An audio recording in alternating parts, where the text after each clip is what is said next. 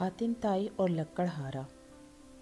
پرانے وقتوں کی بات ہے کہ یمن میں طے نامی ایک قبیلہ آباد تھا۔ اس قبیلے کے سردار کا نام حاتم طائی تھا۔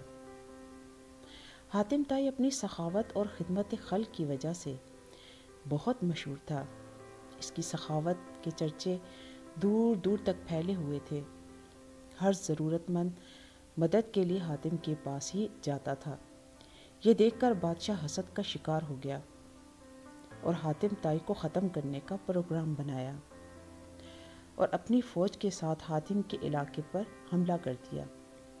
اسے یہ جان کر بہت دکھ ہوا۔ وہ نہیں چاہتا تھا کہ بے گناہ لوگ مارے جائیں، اس لیے اس نے اپنا شہر چھوڑنے کا فیصلہ کر لیا اور پہاڑوں میں جا کر چھپ گیا۔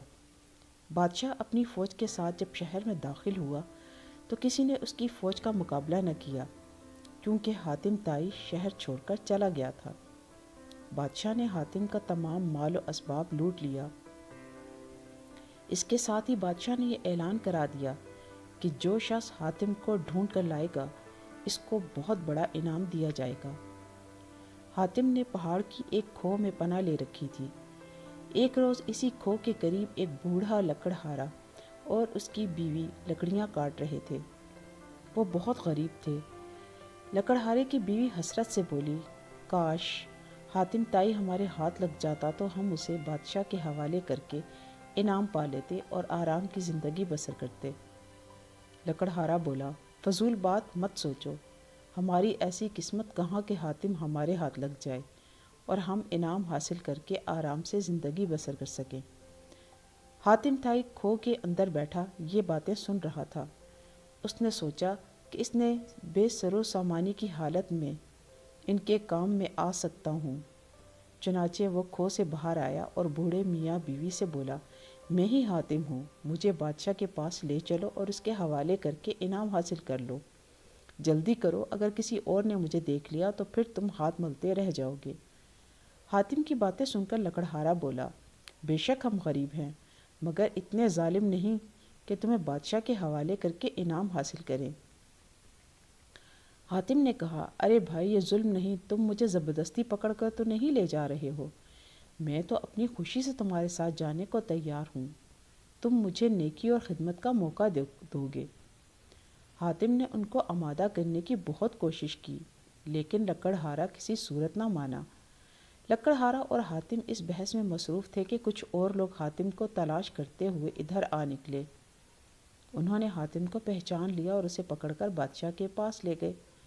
بوڑھا اور اس کی بیوی بھی ان لوگوں کے پیچھے چل پڑے۔ بادشاہ کے دربار میں پہنچ کر ہر شخص یہ دعویٰ کر رہا تھا کہ حاتم کو اس نے پکڑا ہے، وہی انعام کا مستحق ہے۔ بہت سارے دعوے داروں کی وجہ سے بادشاہ کے لیے فیصلہ کرنا مشکل ہو گیا۔ آخر بادشاہ نے حاتم سے کہا، تم ہی بتاؤ کہ تمہیں پکڑ کر لانے والا کون ہے تاکہ اسے انعام کی رقم دی جائے۔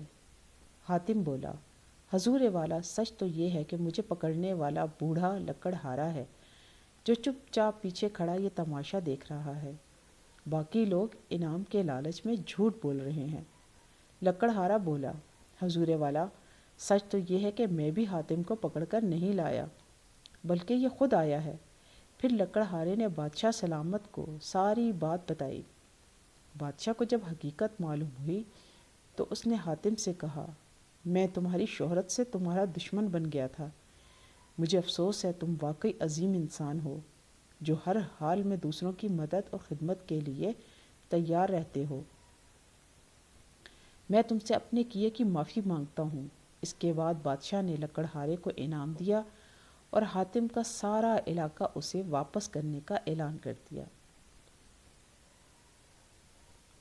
دوستو، یقیناً آپ کو یہ کہانی پسند